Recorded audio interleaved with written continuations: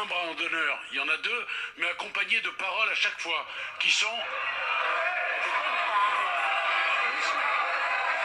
Enfin, monsieur le ministre, de quoi vous parlez exactement? Vous avez fait 2 bras d'honneur, c'est ce que vous êtes en train de dire à l'Assemblée?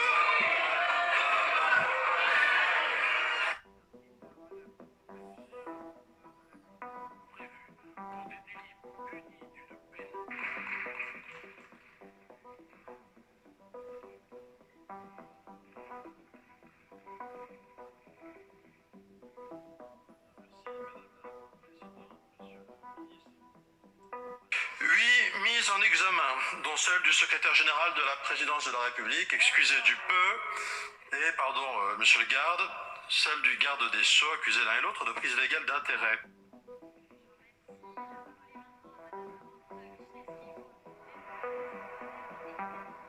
Madame la Présidente, pendant que notre président de groupe, là aussi, descendait de la tribune, le garde des Sceaux a fait un bras d'honneur.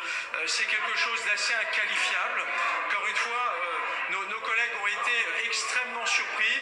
On ne peut qu'être choqué par ce genre de pratique. Encore une fois, normalement, un ministre de la République au sein de l'enceinte du Parlement devrait avoir un devoir d'exemplarité. Manifestement, il n'en est rien.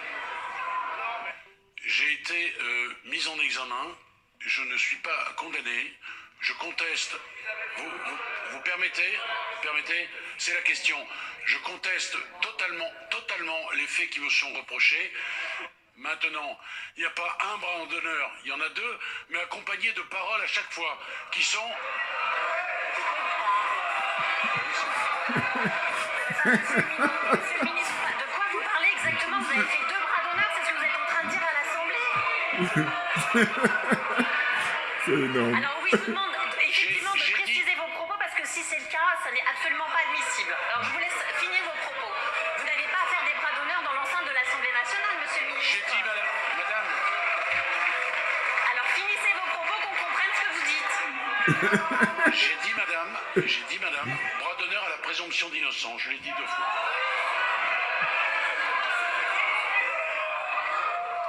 Non mais écoutez, chers collègues, je crois que les bras d'honneur, qu'ils soient physiques ou verbaux, ne sont pas admissibles. Donc je vous demande, s'il vous plaît, de reprendre tous votre calme.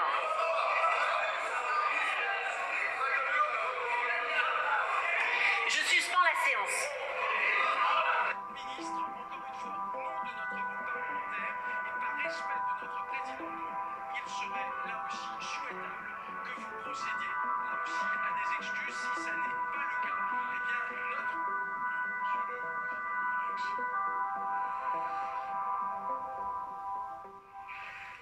Je suis, je le dis à toute la représentation nationale, profondément affecté par ce moment que je suis amené à vivre. Je redis ici, avec beaucoup de force, que je n'ai pas voulu viser le président Marlex. Mais si mon geste a été mal interprété, je lui présente mes excuses ainsi qu'à toute la représentation nationale. Je vous remercie. Voilà. Ah là là là là. Écoutez, c'est énorme. Bon, ça fait quelques jours déjà que c'est passé ça. Hein. Mais il se trouve que, moi personnellement, quand j'ai écouté les infos et puis j'ai entendu dire que le garde des Sceaux, Dupond-Moretti, avait fait des bras d'honneur à l'Assemblée nationale, je me suis dit, bon, voilà. Mais il se trouve que j'ai vu quelques jours après, pas plus tard que hier, j'ai vu l'intervention du député justement en question. C'était le député Olivier Marlex, un député des Républicains. Voilà, c'est suite à son intervention à lui que le garde des Sceaux, Dupond-Moretti, a fait 2 bras d'honneur. Non mais écoutez, c'est incroyable. Et il dit, après, parce que les députés sont sortis pour protester, et quand ils sont revenus, hein, tout au calme, et lui il dit qu'il présente ses excuses au cas où ses propos ont été mal compris ou mal interprétés. Enfin, n'importe quoi. Enfin, bon, c'est à pouffer de rire. Non, mais c'est le minimum, franchement. Bonjour à tous. Aujourd'hui, nous sommes donc le 11, mars 2023. Djubion, c'est mon surnom sur le net. Et je suis accessoirement, mais accessoirement seulement, spécialiste de la France.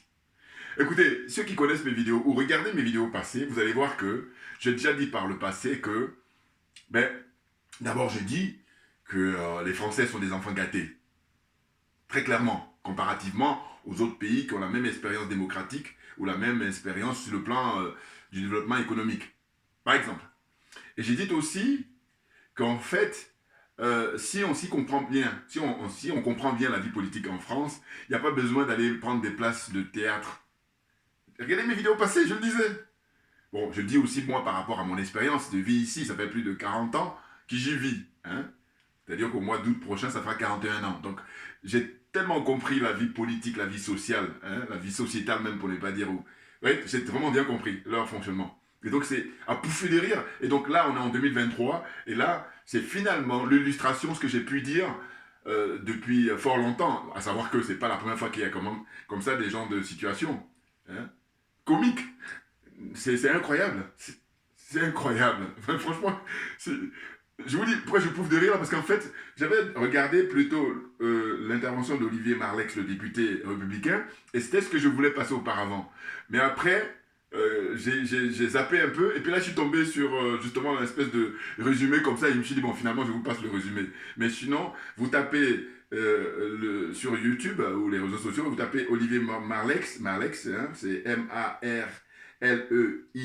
c'est le nom du député des Républicains, et vous allez voir son intervention concernant le projet de loi qui est prévu pour condamner les gens qui sont, enfin en tout cas, rendre inéligibles, voilà, rendre inéligibles les gens qui ont commis des actes répréhensibles par la loi. Vous comprenez? Mais c'est incroyable ce pays.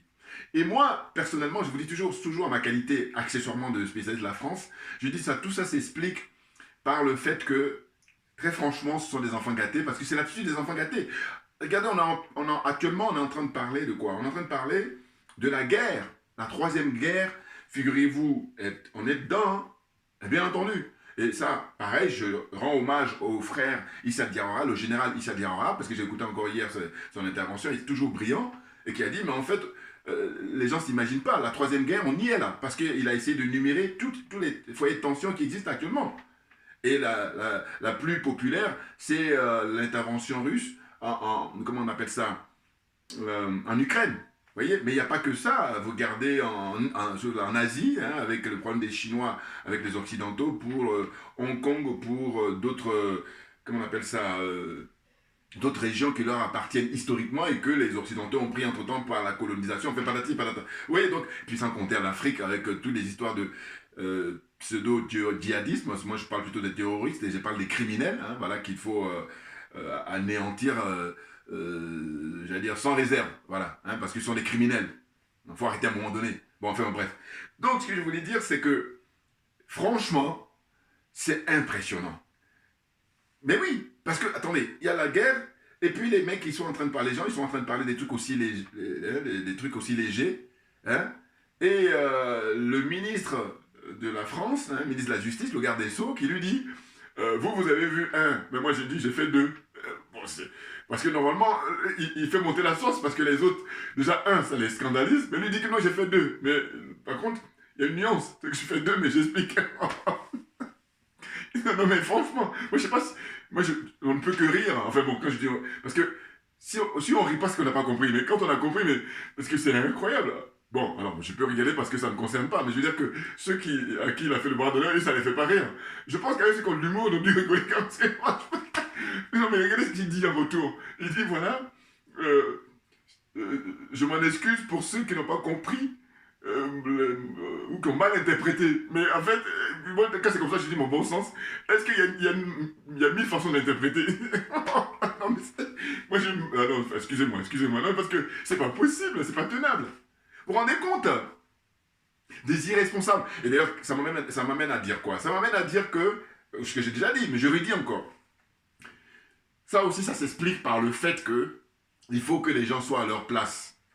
Là, pour moi, il y en a beaucoup qui ne sont pas à leur place. En apparence, ils croient qu'ils sont à leur place, alors qu'en réalité, non. Puisque, regardez, quand en apparence, c'est théorique, mais dans la pratique, regardez ce que ça donne. Monsieur le garde des Sceaux, actuel garde des Sceaux, Dupond-Moretti, alors, c'était un avocat très brillant hein, au barreau de Paris. Il est très connu, très connu. avant qu'il soit nommé ministre. Mais il se trouve que quoi? Il se trouve que, pour moi, il n'est pas, à sa place en tant que ministre. Mais ce sont les, comment on appelle ça? Ce sont les oligarques, hein, ce sont les gens qui tiennent ce pouvoir-là, ici en France, voilà. Et l'oligarchie les tient tous. Et c'est pour ça que là, on fait jouer aux uns et aux autres des rôles, mais pour les ridiculiser. Je répète, l'oligarchie en France tient tout ce monde. D'abord le monde politique, et ensuite le monde du business, le web business, et puis le monde du show business. Tout ça, ils sont tenus. Je parle des gens connus. Hein. Bon. Et du coup, l'oligarchie, sa religion, c'est le mensonge. Hein. Le mensonge, c'est leur religion. Et qu'est-ce qu'ils font? Premièrement, donc, religion, mensonge. Et puis, deuxièmement, religion, c'est l'argent. Puis, troisièmement, religion, c'est ridiculiser les gens. Je n'exagère rien du tout. Et là, comprenne qui veut, comprenne qui peut. Bouya! Là, on est très, très bon. Attention, là hein, le niveau est très élevé. Mine de rien, mine de rien. Mais oui, non, parce qu'attendez. C'était un brillant avocat, il est très connu, hein, parce qu'il a plaidé des affaires et tout ça. Quand il était avocat, avant qu'il soit garde des Sceaux, avant qu'il soit nommé ministre. Mais c'est fait exprès pour moi. Oui, parce qu'à un moment donné, comme ils les tiennent, c'est pour ça que les gens, parce qu'à la limite, je veux dire, bon, tu peux refuser. Ah oui. Au moins, moi, je ne serais pas concerné parce que je suis un homme libre. En tout cas, les gens qui sont libres, on refuse. Tu dis non, j'ai pas envie. Et là, comme il est tenu, donc il a accepté d'être ministre des Affaires de la Justice, hein, qu'on appelle garde des Sceaux en France. Et là, voilà. Et c'est pas la première fois hein, qu'il est ridicule, là. Parce qu'au fond, au début, il fait le malin en disant les bras d'honneur, et puis après, comme il sait qu'il est tenu, il est obligé de venir s'excuser. Donc tout ça, c'est orchestré. Tout ça est orchestré. Mais non, mais c'est du lourd, c'est du très lourd, les gars. Ah ben oui, ah ben oui. En fait, ce que je trouve très fort, c'est le fait que je dis, mais si on regarde mes vidéos passées, mais j'ai déjà parlé du fait que, mais la vie politique, mais c'est dingue comme ça de faire rire. Et j'allais oublier. J'ai une amie qui m'a envoyé il y a 2-3 jours une caricature. Et dans cette caricature, qu'est-ce qu'on lit? On lit un môme, un enfant qui s'adresse à son père et qui dit à son père, il dit, mais dis papa, pourquoi il y a de moins en moins de cirques en ville? Et le père qui répond, bah, parce que les clowns sont maintenant à l'Assemblée, enfin voilà, ils sont à l'Assemblée nationale. mais c'est juste très lourd. C'est pour ça que des fois même des caricatures dépassent tous les articles et puis tout ce qu'on peut écrire. Voilà. Hein, cette caricature-là, c'est énorme. Voilà. Ça en dit long sur les parlementaires français de manière précise, en particulier, et puis les hommes politiques en général en France. C'est incroyable. Ce sont des enfants gâtés. Qu'est-ce que vous voulez dire d'autre? Quand je dis ça comme ça, peut-être certains ne comprennent pas. Mais prenez, quand on parle de manière générale d'un enfant gâté, mais c'est un enfant qui a plein de jouets. Et très souvent, il ne sait même pas combien ça coûte. Et donc, il fait n'importe quoi. Et c'est quand il perd ces jouets-là, quand ils sont abîmés, c'est là où il s'en rend compte. Ça dépend. S'il perd et qu'il a un nouveau, il ne s'en rend pas compte. Et quand il perd et puis il n'en a plus, voilà, c'est là où il s'en rend compte. Et là, il se trouve que la France, là maintenant, est en train de perdre l'Afrique, qu'elle a toujours détenue. Hein? L'Afrique en général et l'Afrique francophone en particulier. Elle a toujours détenu depuis des siècles. Et là, elle est en train de perdre. Et donc, on est en train de maintenant voir l'heure de vérité qui arrive, l'heure de vérité qui approche. Et c'est tout à fait naturel. Puisque nous sommes à l'ère du Verseau, hein, Dixit, hein, le regretté professeur Kalala Oumoutoundé, que son âme repose en paix. Bien entendu, bien entendu. Et oui, parce que moi j'ai dit, j'aime rendre à Oumoutoundé ce qui appartient à Oumoutoundé. C'était lui, quand il était vivant, il n'arrêtait pas de ressasser ça. Ça veut dire que c'était très important par rapport à ses connaissances, par rapport à son expérience. Voyez-vous? Donc là, il y a le Mali, qui est le chef de file, hein, des gens qui veulent se libérer. Vous avez le drapeau derrière, le Mali, Maliba. Voilà. Avec le colonel Assimi Goïta, son excellence, et puis les 5 autres colonels. Hein, un big up aussi au ministre de la Défense, Sadio Camara, j'aime beaucoup, j'aime beaucoup. Je les aime tous, voilà, pour ne rien vous cacher. C'est clair, parce que c'est des gens qui sauvent l'honneur. C'est des gens qui sont là en train de relever le défi pour la dignité des Africains, pour le respect qu'on doit aux Africains. C'est hyper important. Oh, il y en a là, beaucoup d'entre nous, hein, qui ont les miettes, ils se contentent des miettes. D'autres même, souvent, c'est aussi des promesses. On leur fait des promesses et puis ça y est. Bon, revenons en France. Donc, ce qui m'a fait faire cette vidéo, ben, c'est l'intervention du député, hein, il s'appelle Olivier Marleix, et j'ai relevé en fait ce qu'il a mentionné dans son intervention, très rapide. il a énuméré en fait les condamnations hein, des membres du gouvernement, de Macron lui-même, enfin bon, c'est... Non mais République bananière, par l'excellence, parce que j'ai déjà dit dans la vidéo précédente, je le dis aujourd'hui encore à nouveau, c'est que en fait, quand je parle moi de République bananière, eh bien il se trouve que je dis, cette zone-là, la zone des aliénés, des complexés, des corrompus, hein, là-bas ce sont des enfants de cœur. Et que la première république bananière, c'est la France, et bien entendu. Regardez là c'est le cas pratique, hein, ce qui se passe là. Dites-moi, je vous dis, dans les pays qui ont la même expérience démocratique que la France, où est-ce que vous allez trouver ça? Non. En Allemagne, les gens sont dignes. En Angleterre, les gens sont dignes. Hein? Alors, je ne parle même pas des pays nordiques, pour qui j'ai beaucoup plus de respect, hein, pour ce qui concerne le jeu démocratique. Je cite toujours, je vous dis, la Norvège, même si c'est vrai que voilà, ils sont tous dans l'OTAN, mais bon, ils sont les moins pires. Enfin, j'espère que je ne me trompe pas. Mais je veux dire qu'en tout cas, quand il s'agit des élections, voilà, il y a plus de transparence, et je trouve qu'ils respectent plus leur peuple. Voilà. Mais oui, parce que si tu respectes ton peuple, mais tu ne vas pas le duper, tu ne vas pas le mentir, tu ne vas pas lui raconter des salades, n'importe quoi. Voilà. Et donc j'ai dit Norvège, Suède, Danemark, et qu'est-ce qu'il y a encore que j'ai oublié de citer, hein? L'Islande, tout ça. C'est des pays où ils respectent leur peuple. Bien entendu. Hein, beaucoup plus fort que certains autres pays. Hein? Mais c'est dingue. Et puis, pour ne pas oublier aussi, je vais le dire, parce que sinon si je ne le dis pas, je vais oublier. Bon, après je vais lire le test là. Enfin, j'ai juste repris les propos, hein. De toute façon, ceux qui sont pressés, vous allez regarder ou taper hein, le nom de Olivier Marlex. Hein, ça dure 2-3 minutes son intervention, et là il énumère toutes les condamnations qu'on peut avoir, ou les mises en examen des Macron et ses partisans là. Et en gros, ce que moi je retiens dans son intervention, c'est qu'il dit au final, c'est la charité bien ordonnée commence par soi-même.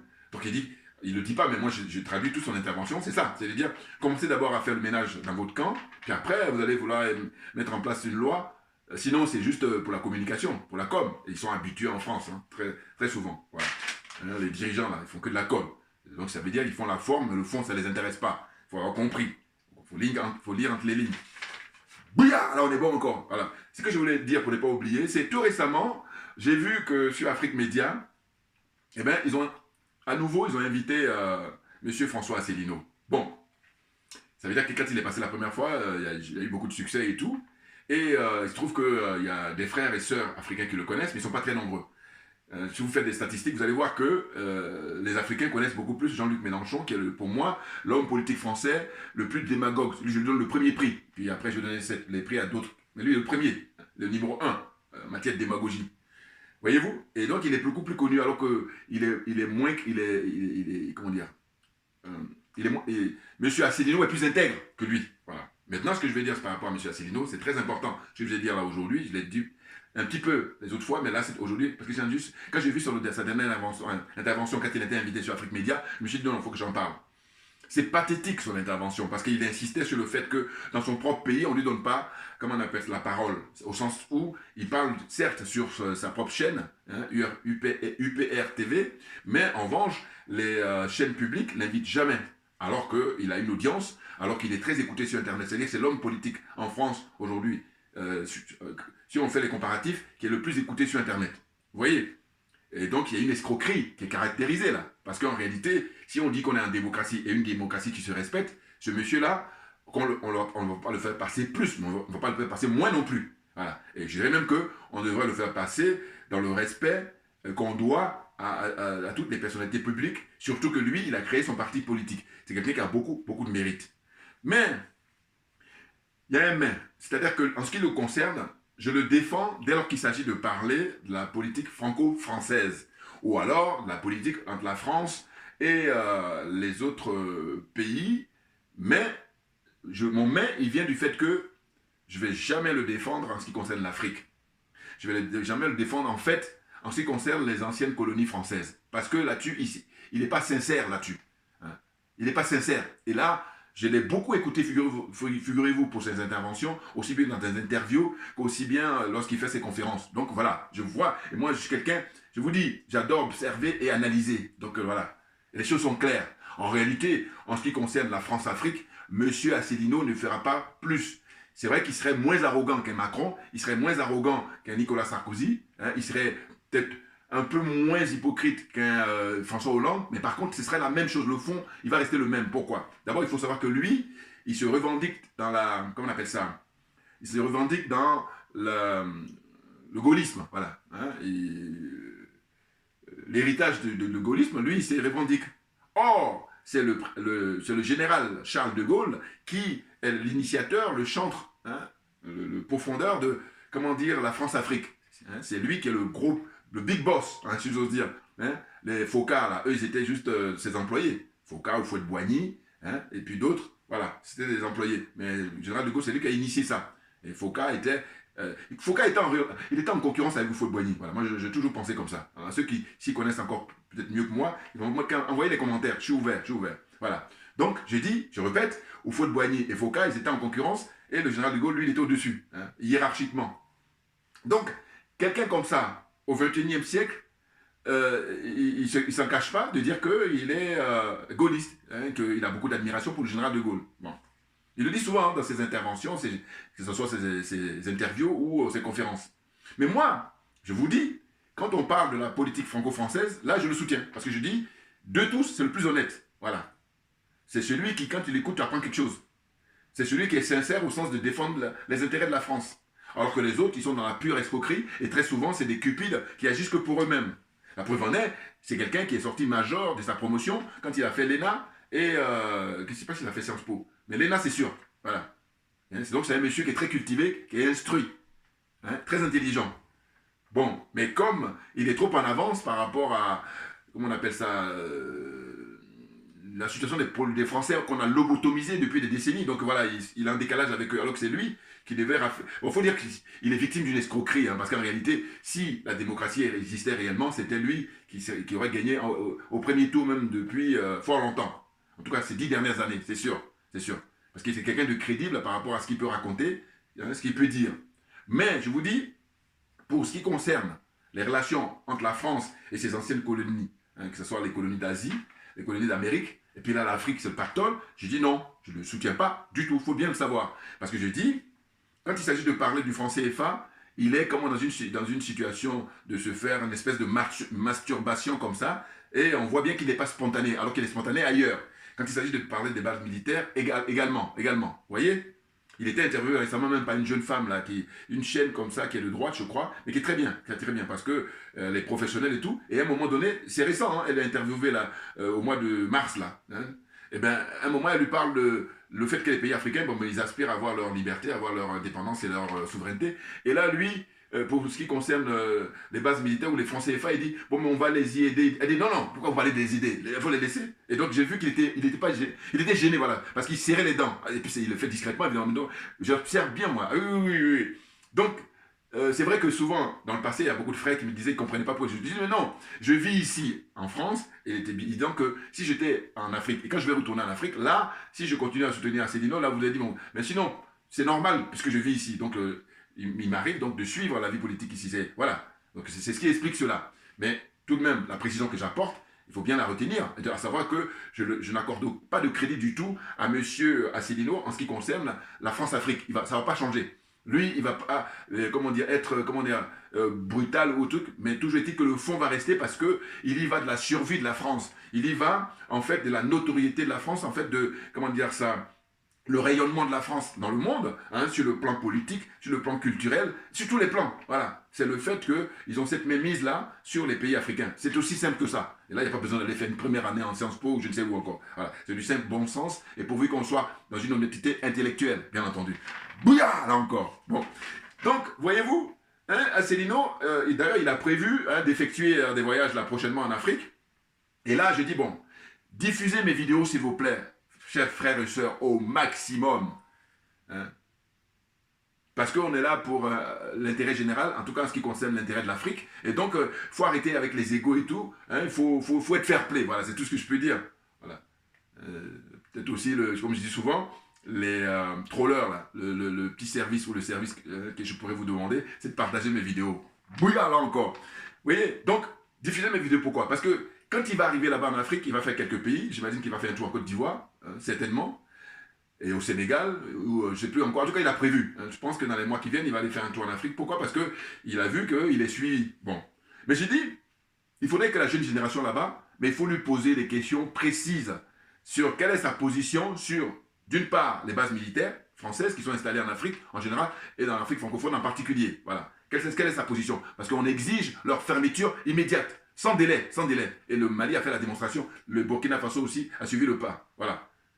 Premièrement. Deuxièmement, il faut lui demander qu'est-ce qu'il en est du franc CFA. À savoir que le franc CFA, quand il a été mis en place, après la Seconde Guerre, eh ben, on n'a pas demandé de faire des lois qui n'en finissent pas.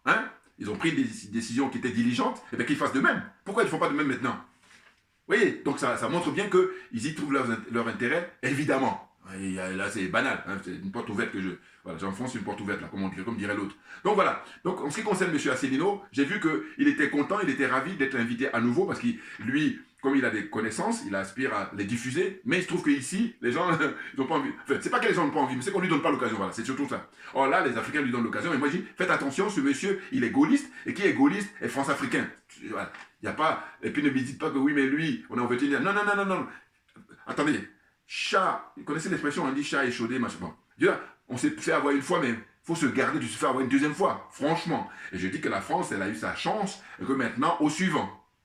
Bien entendu. Et puis, il faut regarder le casier judiciaire des uns et des autres. Quand on regarde le casier judiciaire des Russes, les Russes n'ont pas colonisé un seul pays africain. Ça suffit pour leur faire confiance au XXIe siècle. Et quand je dis leur faire confiance, moi, j'ai toujours dans ma réflexion, attention, c'est du lourd. Je dis, nous sommes dans une phase transitoire. Et que par conséquent, il faut arrêter des gens qui font pour faire perdre du temps. Voilà, ils font diversion. Ils font exprès d'ailleurs, des fois. Vous voyez? Ou alors il y en a qui ne font pas exprès, mais ils ne comprennent pas. Bon, quand tu ne comprends pas, assieds-toi, prends des notes.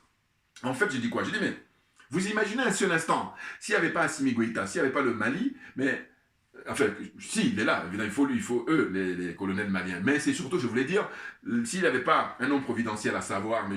Vladimir Poutine, qui est un homme providentiel d'abord pour son peuple, et ensuite qui est un homme providentiel pour tous les pays africains qui veulent se libérer de l'impérialisme, du colonialisme et de la France-Afrique. Voilà, c'est très important. Alors vous imaginez, s'il n'était pas là, ce monsieur, on fait comment? Et puis, là aussi, pareil, comme ils sont de mauvaise foi, là, ceux qui vont défendre l'idée de oui, mais on ne va pas quitter un colon pour aller un colon. Non, mais pourquoi vous faites cette confusion-là, alors que c'est tellement évident? Je vais faire le rappel. En disant quoi? En disant que, mais la France, à chaque fois, suivant son histoire, quand elle a été attaquée, eh bien, elle a eu besoin de comment dire ça, d'alliés. Elle a eu besoin d'aller courir à gauche, à droite pour avoir des gens qui venaient l'aider à se débarrasser de ses ennemis, à l'occurrence l'Allemagne. Bon, donc, c'était un processus naturel. Alors, quand on raconte ça, vous dites, oui, ça passe. Mais c'est pareil que pour les pays africains. Les pays africains, compte tenu de leur situation aujourd'hui au XXIe siècle, quels sont les moyens dont ils disposent pour pouvoir en finir avec l'impérialisme, pour pouvoir en finir avec, le colonialisme et la France-Afrique? Quels sont les moyens? Donc, eux, fort heureusement, qu'il y a quand même des liens qui sont noués avec la Russie depuis les années 50, depuis les années 50 et 60, heureusement. Et puis là, c'est juste réactualiser ces liens-là. Puis il y en a d'autres. Il ne sont pas beaucoup parce qu'il y a beaucoup, enfin il y a une bonne partie qui était déjà liée avec la Russie, puis il y en a d'autres qui n'ont pas fait aussi. Mais là, il vaut mieux tard que jamais. Donc ce que je veux dire, c'est qu'il faut se montrer pragmatique. Et donc ce qui me gêne, c'est pas tellement les gens qui ont compris, ce qui me gêne, c'est les gens qui ont compris mais qui font semblant. Voilà, il y en a beaucoup, Voilà. Vous pouvez perdre du temps, exprès, volontairement, n'importe quoi. Il faut exprès de faire cette confusion-là, alors qu'il n'y a pas de confusion à avoir. Voilà. Si on était dans une situation de dire on quitte la France pour aller en Angleterre, voilà, là encore ça se discute. Mais quand on parle de la Russie, mais ça n'a rien à voir.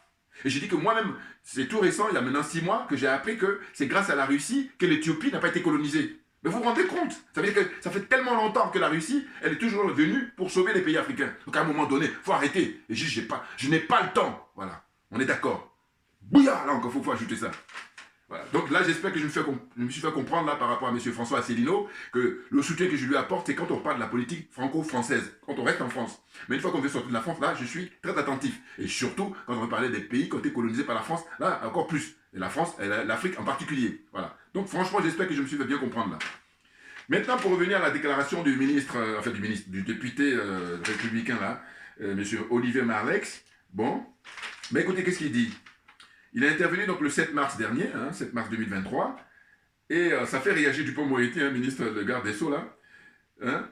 Il dit, le député, il dit que celui qui n'a jamais péché me jette la première pierre. Bon, ça c'est l'expression qu'il a utilisée pour essayer de justement faire monter la sauce. Il a commencé vraiment pour, titiller le garde des Sceaux. hein. Donc, il a parlé de séance d'introspection préalable. Voilà. En gros, c'est ça. Hein, séance d'introspection préalable, c'est quand j'ai dit, moi, en français plus facile, c'est la charité bien ordonnée commence par soi-même. Voilà. Lui, en bon français, il dit séance d'introspection en préalable. Donc, il parle de 11 condamnations de violence envers une ex-compagne. Hein, et il dit il y a le refus par l'Assemblée de lever l'immunité parlementaire des députés qui étaient concernés. Enfin, ouais, des personnes qui soient concernées, que ce soit des ministres ou voilà, des ministres, hein, et puis certains députés de la majorité, mais surtout les membres du gouvernement là, qui sont concernés. 11 condamnations de violence envers des ex-compagnes et tout ça. Et puis harcèlement sexuel. Hein, il y a de tout, hein, il y a de tout, c'est open bar. Hein, il dit il y a 8 mises en examen pour le porte-parole de la présidente de la République. Et il dit, le garde des Sceaux, lui, il est condamné pour prise illégale d'intérêt. Regardez. Enfin bon, c'est énorme. Il y a 12 enquêtes en cours, dont l'une concerne le ministre du Travail pour travail et favoritisme. Il y a 13 mises en examen pour un seul homme, c'est le record de France, hein, toute catégorie, c'est ce qui précise le député, hein, fraude fiscale, emploi fictif, financement illégal de campagne électorale. Ah là là là là. Si quand je dis République bananière, mais attendez, qu'est-ce qu'il vous fait de plus? Qu'est-ce qu'il vous fait de plus? Non, voilà, tout y est là, tout y est. Et ça continue. Il dit, c'est le conseiller politique du président de la République voilà, qui est dans cette situation-là, hein, c'est-à-dire 13 mises en examen pour un seul homme, record de France, hein, toute catégorie. Ils font exprès, hein, ils font exprès simplement parce qu'ils méprisent le peuple français. C'est ce qu'il faut comprendre, bien entendu. Parce que je vous ai parlé des pays où on respecte son peuple, eh bien, écoutez, les pays nordiques, il y a l'expérience de, je vais le dire encore pour ceux qui n'ont pas connu mes anciennes vidéos, la juge Eva Joly. Ils en ont entendu parler. Bon, elle est d'origine norvégienne. Mais la juge Eva Joly, figurez-vous qu'à l'époque, elle est venue aussi en France dans les années 60-70. Elle était venue comme fille au père. Hein, voilà. Donc elle gardait les enfants dans les quartiers bourgeois, là, hein, dans le 16e arrondissement par exemple. Et d'ailleurs, Claude Chabrol a fait un film sur elle. Ceux qui sont curieux aussi pourraient aller rechercher. En tant que juge, elle, par sa culture, elle est intègre, et du coup, c'est grâce à elle qu'à l'époque, on a mis en examen les Roland Dumas, elle a mis en examen les Bernard Tapie, hein, voilà, elle, ça y allait, vous voyez. Et moi, à l'époque, je buvais du petit lait, parce que voilà, moi, j'aime beaucoup plus l'esprit de transparence, et que la justice fasse son travail, mais librement, vous voyez. Donc là, elle, quand elle était en fonction, c'était une juge qui était libre, puisqu'elle s'attaquait au gros bonnet, voilà. C'est quand tu es libre, attaque à tout le monde, et non pas, tu laisses les gros bonnets, et puis tu attaques les petits, c'est trop facile, voilà. Donc le plus difficile, c'est plutôt d'aller choper les gros bonnets, mais encore faut-il être libre d'abord dans l'esprit, et voilà, une force morale, voilà. Donc Madame Eva Joly, je vous dis, son expérience très rapide. Elle vit en France ici, hein. D'ailleurs je crois qu'elle vit en Bretagne, et puis tantôt elle est à Paris, bon. Et puis aussi elle a eu l'occasion d'être, comment dire, députée au Parlement à Strasbourg là-bas, députée européenne, hein, de la couleur des Verts, hein, le parti des Verts, bon. Et il se trouve que quoi? Il se trouve que à l'époque, le gouvernement norvégien l'avait nommé à un poste pour aller, comment on appelle ça, faire des investigations un peu partout dans le monde, et notamment le blanchiment d'argent et tout ça. Bon. Et donc, on lui a accordé ce titre-là, et donc elle se déplaçait. Et bon, moi, j'ai pas mal de bouquins que j'ai achetés d'elle, hein, parce que voilà, j'aime beaucoup les gens qui sont intègres. Voilà. Maintenant, un jour, elle retourne dans son pays, comme ça, pour quelques jours, et quand elle est partie, elle a oublié qu'on ne rigole pas avec des petits trucs. C'était quoi? C'était que, eh ben, elle avait pris le taxi, je crois, et puis elle avait utilisé l'argent qui lui était destiné, mais c'était pas pour ça. Voilà. Et donc, comme là-bas, le centime, il est vraiment tout, faut justifier. Voilà, la transparence, la religion. Là-bas, la transparence, c'est une religion. Voilà. Et du coup, elle, simplement, elle avait oublié, puisque ça faisait longtemps qu'elle n'était plus en Norvège. Elle est plutôt restée dans les habitudes françaises. Vous vous rendez compte? Elle est restée dans les habitudes françaises. Parce qu'ici, là même, ils vont lui dire, mais non, mais là, c'est pipi de chat. Là. Ouais, voilà, on peut faire plus. Mais là-bas, non. Payer son taxi. Non. Donc, elle a fait une conférence de presse quelques heures après. Hein, si ce n'était pas le lendemain. Pour dire, voilà, je tiens à m'excuser parce que, voilà, j'ai fait n'importe quoi. Donc, mea culpa. Très clairement, conférence de presse. Vous vous rendez compte? Donc, moi, j'adore ça. Mais oui, parce que je dis, mais sinon, allez faire autre chose. Allez y faire autre chose. Mais quand vous venez pour gérer l'argent public, pour gérer le bien commun, on ne doit pas rigoler. Voilà. Moi, je suis plutôt dans ces dispositions-là. Et que par conséquent, on peut le faire, puisque ça existe déjà. Mais simplement, il y a beaucoup de réticences, parce que c'est toujours une question de volonté politique. Donc il y a une volonté personnelle, volonté collective, et volonté politique surtout. Ah oui. Donc voilà, je continue. Pour revenir, donc je ferme là cette parenthèse concernant la juge Eva Joly.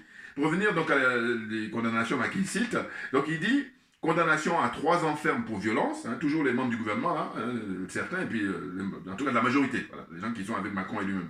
Viol et tentative de viol, violence sur mineurs, la liste des délits est très longue. Voilà, il dit la liste des délits est très longue. C'est toujours le député Olivier Marleix qui parle. Hein, et je fais une énumération de ce qu'il a pu dire lors de son intervention à la tribune là-bas de l'Assemblée nationale. Délit de consommation de stupéfiants, voilà, aggravé par la qualité de l'auteur. C'est dingue, c'est dingue, c'est dingue. Ah là là, qu'est-ce que c'est que ce pays? En l'occurrence, personne dépositaire, voilà, de l'autorité publique. Voilà. Et là, il n'a pas cité les noms, mais il sait. Et eux tous même le savent. Hein, ceux qui se shootent là, hein, qui prennent de la cocaïne et tout ça. Ah là là, mais c'est dingue. Donc il dit que Macron a renoncé à l'exigence éthique. Hein? Il s'agit d'un coup de communication du gouvernement de Macron. En gros, il dit que, le projet de loi là, c'est juste un coup de communication. Voilà, il précise les choses. Hein, et j'aime bien la formulation. Il dit le dévoiement législatif au service de l'émotion. Bon, là encore, il faut vérifier. Mais en tout cas, j'aime bien que c'est bien tourné là, c'est bien dit. Hein, le dévoiement législatif au service de l'émotion. Là, il critique hein, le Macron et compagnie, Macron et son gouvernement là. Ils sont en train de vouloir mettre ça en place, alors qu'en réalité, ils ne vont pas mettre ça en place. Il faut déjà qu'ils commencent par l'appliquer à eux-mêmes. Voilà. Là, ça a du sens. Là, c'est crédible. Autrement, c'est n'importe quoi. C'est purement de la com. Se moquer du monde. C'est mépriser les Français. Hein. Et là, bon, ils n'en sont pas à ça près. Et donc, il y a... c'est vraiment... Là, le sujet, c'est l'adoption d'un test de loi relatif à l'inéligibilité des personnes condamnées. Hein. Que ce soit ceux qui n'ont jamais été élus, et puis ceux qui sont élus surtout. Une fois que tu es condamné, ça y est, tu dois rendre ta démission et puis aller faire autre chose. C'est ça, le but. Mais là, il faut le faire sérieusement. Il ne faut pas le faire pour la forme, il faut le faire pour le fond. Voilà. On va dire pour le fond d'abord, puis après on met la forme. Mais il ne faut pas faire que la forme. Ok, eux, ils font que la forme. Ils se font plaisir. Enfin, bon. Donc voilà, c'est ce que je voulais dire aujourd'hui, hein, pour, comment dire ça, l'intervention de ce député-là, Olivier Marleix, que je ne connaissais pas du tout. Mais apparemment, si vous voyez sur YouTube, il a pas mal d'interventions là. Ça faisait longtemps que je n'ai pas fait de vidéo sur les gilets jaunes. Et puis, l'actualité, je vous dis, c'est la question portant sur la retraite à 60 ans. Enfin, 62 ans pour l'instant. Pour l'instant, c'est 62 ans, l'âge limite de retraite en France. Mais, j'ai déjà fait une vidéo là-dessus, j'avais déjà parlé de ça. Et j'ai dit, mais quand j'ai fait mes recherches avant de faire ma vidéo il y a quelques temps, j'ai vu que, en fait, la France est un des rares pays en Europe, en Occident, à avoir comme ça l'âge de retraite aussi, comment dire ça, aussi bas. Voilà. Parce que la plupart des pays européens, ben, ils tournent autour de 65, 67, il y en a même qui sont plus. Hein, 69 ans, hein, l'âge de retraite. Donc, de mon point de vue, évidemment que je soutiens sans réserve les manifestants, hein, parce que gilet jaune, à dire que 62 ans, c'est bien, au sens où on ne vit pas pour travailler. Enfin, je veux dire, c'est ça, hein, on ne vit pas pour travailler. Et que si on travaille, là, arrivé à 62 ans, on doit aller à la retraite. Maintenant, surtout pour ceux qui font des boulots pénibles. Et que eux, il ne faut même pas attendre de 62 ans. Voilà. Qu'ils puissent aller à la retraite, de manière à ce qu'ils aient hein, la somme qui permet de préserver leur dignité pour vivre. Voilà. Vous voyez, si ça dépendait de moi, hein, évidemment. Mais il se trouve que quoi? Il se trouve que, quand vous regardez comment dire ça, certaines situations, notamment hein, le cas des députés, des parlementaires en France, les mecs, ils ont un ou deux mandats, puis ça y est, ils ont leur indemnité de retraite. Non mais, vous vous rendez compte? Les sénateurs, les députés, et puis d'autres aussi. Vous savez, c'est la République des privilèges, ça il faut le savoir. Sauf que la République des privilèges, si elle concernait tous les Français, hein, dont on parle de 68 millions d'habitants, ça va. Mais il se trouve que c'est une ultra-minorité qui fait 0,1%, hein, je ne exagère rien du tout. Voilà, bon allez, on va débloquer 1%. Voilà. Donc il y a 1% qui ont ces privilèges-là, et puis le reste, eh ben, ce sont des figurants, ce sont des laissés pour compte. En fait, bon, débrouillez-vous. Puis on les nargue. Voilà, c'est surtout ça. Hein? Si encore ils étaient discrets. Regardez l'intervention. Mais on est à l'Assemblée nationale. Quand tu fais un bras d'honneur, mais les députés là, à qui tu t'adresses, mais eux, ils sont représentants. Ils ont des électeurs. Ils sont donc, si tu fais le bras d'honneur, pas à la personne, là, en réalité, tu fais le bras d'honneur à tous ceux qui ont voté pour eux. C'est ça. Donc je me dis, mais c'est quand même dingue d'être aussi vulgaire, d'être aussi grossier. Mais c'est parce que ces mecs-là, ils ont perdu le contrôle. Ils ne savent plus où ils en sont. Ils sont hors sol. Or, conclusion, il faudrait que M. Dupond-Moretti, normalement, reste en tant qu'avocat, parce que là-dessus, il domine le sujet. Hein. Il est un des brillants avocats, je crus savoir, hein, en tout cas médiatisé, très connu, hein, qui est très connu. Voilà. Mais là, en tant que ministre, non. Voilà. Hein, c'est tout ce que je pourrais vous dire pour aujourd'hui. Et c'est un plaisir, c'est un bonheur. Parce que pour moi, c'est important, puisque c'est une thérapie que de pouvoir faire des vidéos. Parce que j'ai des choses à dire, très clairement. Et qu'il y a beaucoup qui n'ont rien à dire, qui font n'importe quoi, qui disent n'importe quoi. Hein, qui sont là juste pour emmerder tout le monde, pour faire perdre le temps des gens. Maintenant, on me dira, on n'est pas obligé de les regarder. C'est vrai. Et les trolls, là, j'ai observé, je les connais maintenant tous. Il y en a même qui vont parler positivement pour vous soutenir. Et là aussi, au fil du temps, ça y est, je suis vraiment expérimenté maintenant pour les trolls. Hein, je vous dis, quand on s'y connaît pas, les trolls, on peut penser que c'est que les attaques négatives. Alors que non, c'est les deux. Et oui, ils sont payés pour ça. Donc voilà, il n'y a pas de sous-métier. Fort heureusement pour eux. Merci à vous tous pour votre attention. Et comme j'ai pour habitude de dire, on lâche rien. On est toujours gilets jaunes, parce que ce sont eux qui ont compris en France. Je dis, les gilets jaunes sont les citoyens qui ont compris. Et les autres, ils se contentent de rester dans la servitude volontaire. Hein. Et ce sont les moujons. Moujons, c'est-à-dire association de moutons et des pigeons. Comprenne qui veut, comprenne qui peut. Bouillard! Allez, à bientôt. Merci à vous.